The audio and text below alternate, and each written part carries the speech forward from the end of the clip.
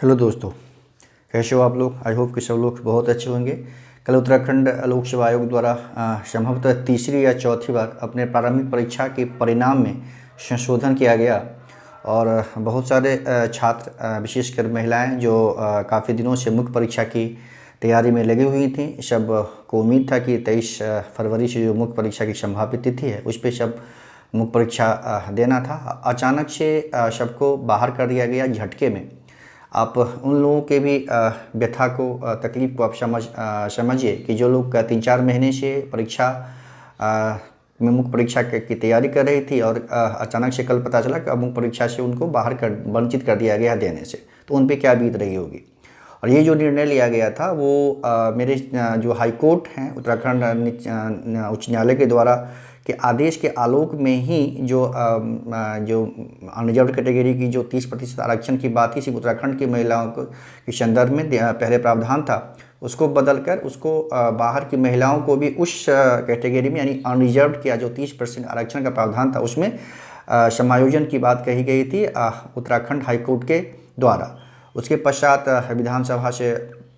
विधानसभा में ये पारित हुआ ये बिल, और उसके आधार पे जो राज्य लोक सेवा आयोग को फिर से कहा गया कि आप जो पुरानी व्यवस्था थी जिसके अंतर्गत सिर्फ उत्तराखंड के सामान्य महिलाओं को ही आरक्षण दिए जाने की व्यवस्था थी उसको लागू कर देने के लिए, और वैसा ही उत्तराखंड लोक सेवा आयोग के द्वारा राज्य सरकार के अनुदेश एवं दिशा निर्देश के आधार पर ऐसा किया गया है। लगभग 3200 के आसपास महिलाएं हैं जो अब ही बाहर हो गई हैं, मुख्य परीक्षा के देने से वंचित हो गई हैं। तो बहुत सारे न्यूज़पेपर में ये आ रहा है कि बाहर की जो महिलाएं थी उनको रोक दिया गया है, और ये लेकिन ऐसा नहीं है। उत्तराखंड की भी बहुत सारी महिलाएं उनमें बाहर हो गई हैं, वो भी अच्छी खासी महिलाएं, क्योंकि कट ऑफ को कम करके रिजल्ट दिया गया था तो उसको उत्तराखंड की महिलाएं भी बाहर हुई। आपको पता है कि ऐसा ही नियम जो है उत्तर प्रदेश लोक सेवा आयोग के द्वारा भी पहले जो समान वर्ग की जो महिलाएं थी 20% आरक्षण का प्रावधान था महिलाओं को, उसमें हाईकोर्ट के द्वारा जो याचिका दायर की गई थी दिल्ली की एक महिला द्वारा, उसके फेवर में डिसीजन आया था। और फिर से उत्तर प्रदेश लोक सेवा आयोग के द्वारा भी उसके बाद जो 20% जो आरक्षित महिलाओं को जो आरक्षण का प्रावधान है उसके अंतर्गत बाहर की महिलाओं को भी उसमें वो आरक्षण प्रदान किया गया है। बिहार में भी इस तरह की व्यवस्था है कि 35% जो महिलाओं को आरक्षण प्रदान किया गया है। तो समान महिला वर्ग के अंतर्गत जो 35% महिला का आरक्षण का प्रावधान है उसमें बाहर की महिलाओं को भी आरक्षण प्रदान किया जाता है। तो अब मेरे हिसाब से ये उत्तराखंड लोक सेवा आयोग उत्तराखंड सरकार द्वारा जो निर्णय गया है वो तो सही है या नहीं है उसके संदर्भ में तो मेरा कुछ नहीं कहना, ये तो विधिक एवं न्यायिक मामला है। लेकिन जो महिलाएं बाहर हो गई हैं वो संभवतः फिर से कोर्ट के शरण में जाएंगी, और ये मेरा बस एक ही चिंता है कि ये परीक्षा जो है मुख्य परीक्षा फिर से कहीं अधर में न लटक जाए। और इसका प्रभाव ये होगा कि आगे जो आने वाली वैकेंसी है, जैसे आपने देखा होगा कि 2023 का जो वैकेंसी जो अभी तो नोटिफिकेशन नहीं आया है, बट जो प्रारंभिक परीक्षा की तिथि जो है उसकी घोषणा कर दी गई है, ठीक है। तो उस पर इसका इम्पैक्ट पड़ेगा, ये तो लटकेगा ही लटकेगा। आगे जो परीक्षा होने वाली है उस पर भी इसका असर अवश्य पड़ेगा, क्योंकि आप देख रहे हैं कि जब तक एक परीक्षा उत्तराखंड लोक सेवा द्वारा करा ली नहीं जाती तब तक दूसरे नोटिफिकेशन या दूसरे परीक्षा पे उसके द्वारा कुछ काम किया नहीं जाता है। तो बस यही है, जो भी है जल्दी से मुख्य परीक्षा लेकर इसका रिजल्ट अंतिम परीक्षा जो परिणाम उसको जारी करे, और अगली जो वैकेंसी है उसको नोटिफिकेशन है उसको जल्दी से लाके उस पर आयोग को काम करना चाहिए। और आज ही शायद संभवतः सुप्रीम कोर्ट में भी इस मैटर पे सुनवाई है, वहाँ पे देखने की बात होगी कि क्या डिसीजन होता है, क्या निर्णय आती है, उसके अकॉर्डिंगली भी इस पे इम्पैक्ट पड़ सकता है। उसके बाद जो भी महिलाएं बाहर हुई हैं वो बैठेंगी नहीं, निश्चित रूप से उनका हक है, उनका अधिकार है कि वो फिर से कोर्ट के शरण में जाएंगे, और जब वही कोर्ट के शरण में जाए उनके द्वारा रिट फाइल किया जाएगा तो ये संभवतः मुख्य परीक्षा की तिथि एक बार फिर से कहीं टल ना जाए, ठीक है। मैं किसी का विरोधी हूँ, ना किसी का पक्षधर हूँ, ना मैं उत्तराखंड के महिलाओं का विरोधी हूँ, ना मैं बाहर की जो उत्तराखंड के बाहर की महिलाएं उनका पक्षधर हूँ। सिर्फ जो न्याय व्यवस्था है, जो रूल है, वो पूरे देश में एक समान होता है और होनी चाहिए। हाँ, उत्तराखंड एक विशेष राज्य है, पहाड़ी राज्य है, उसके संदर्भ में उसके लिए कुछ विशेष प्रावधान किया जाना चाहिए और किया गया भी है। और इस संदर्भ में क्या निर्णय होता है कोर्ट का, क्या पक्ष होता है, उसके आधार पे आगे की कार्रवाई जो है उत्तराखंड सरकार या उत्तराखंड लोक सेवा आयोग द्वारा की जाएगी। लेकिन मेरी चिंता सिर्फ इस बात से है कि कहीं एक बार फिर से ये मुख्य परीक्षा की तिथि एक्सटेंड ना हो जाए और इसका प्रभाव जो है, इसका जो खामियाजा भुगतना पड़ता है सिर्फ और सिर्फ स्टूडेंट को, गवर्नमेंट को या आयोग के सदस्य को या आयोग के अधिकारियों को या किसी विधायक को या मंत्री पर इसका कोई असर नहीं पड़ता। आप अभी देख रहे होंगे कि भ्रष्टाचार किस कदर उत्तराखंड में व्याप्त है। कोई भी ऐसी जो नियोजन संस्थाएं हैं, जो इकाइयां हैं, जो जिसके माध्यम से नियुक्ति की जाती है, भ्रष्टाचार में पूरे मतलब आकंठ डूबा हुआ है। ठीक है, पूरे गर्दन तक, सर तक समझिए डूब, इस पे किसी का ध्यान नहीं है, उस तरफ किसी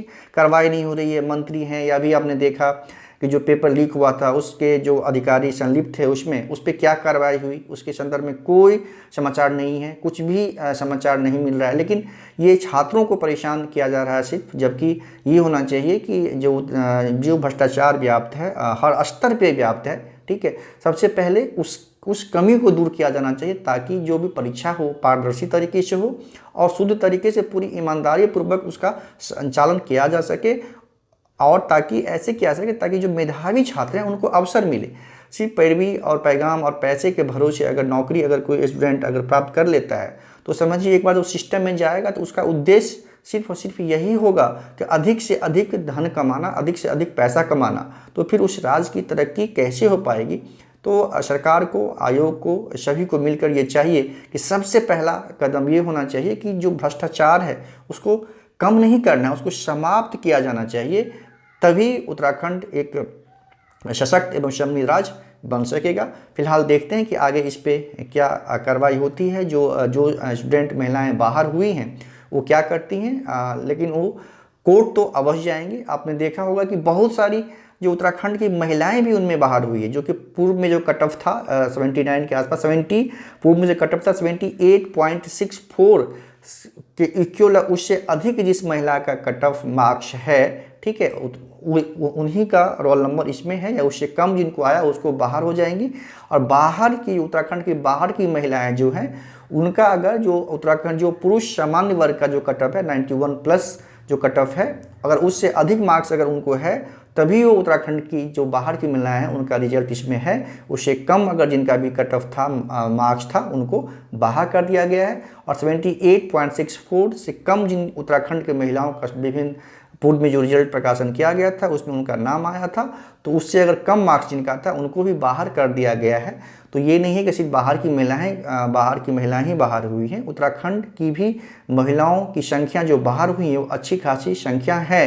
तो वो लोग अवश्य, आपको न्यूज अवश्य मिलेगा कि कुछ दिनों में, 1-2 दिन में वो लोग डिसीजन लेके अवश्य उच्च न्यायालय के शरण में उनके द्वारा रिट फाइल किया जाएगा और जल्दी से सुनवाई होगी, उस पर कार्रवाई जो होना है वो होगी। लेकिन ऐसी समस्या होती क्यों? एक बार आप रिजल्ट देते हो, एक बार बाहर करते हो, फिर देते हो, फिर बाहर करते हो, ये कहीं ना कहीं बस टालने की प्रक्रिया है। जब वैकेंसी को डिले करना है ताकि छात्र परेशानी हो, छात्रों के बारे में कोई भी सरकार, कोई भी आयोग नहीं सोच रहा है। ये समस्या सिर्फ उत्तराखंड तक ही सीमित नहीं है। आप अभी देख रहे होंगे कि लगभग सभी राज्यों में पेपर लीक का जो घटना है वो हो रहा है। सभी आयोग जो है वैकेंसी को डिले कर रही है, फंसा रही है, नई वैकेंसी नहीं ला रही है। और हर वैकेंसी जो है आजकल न्यायालय के चक्कर में फंस के वो फंस जाती है और बेकार में वो प्रक्रिया विलम्ब होती जाती है। इससे इसका जो परिणाम, इसका जो असर है वो सिर्फ और सिर्फ छात्रों एवं छात्राओं को भुगतना पड़ता है। ठीक है, तो छात्र छात्राओं को भी सोचना चाहिए, एकजुट होकर, एक साथ होकर एक बार निर्णय लेना चाहिए ताकि उनके पक्ष में सरकार को या आयोग को निर्णय लेने के लिए बाध्य होना पड़े। धन्यवाद। इसके संबंध में कोई अगर और जानकारी अगर आती है तो मैं ज़रूर आकर आप लोगों को समक्ष बताऊंगा। धन्यवाद।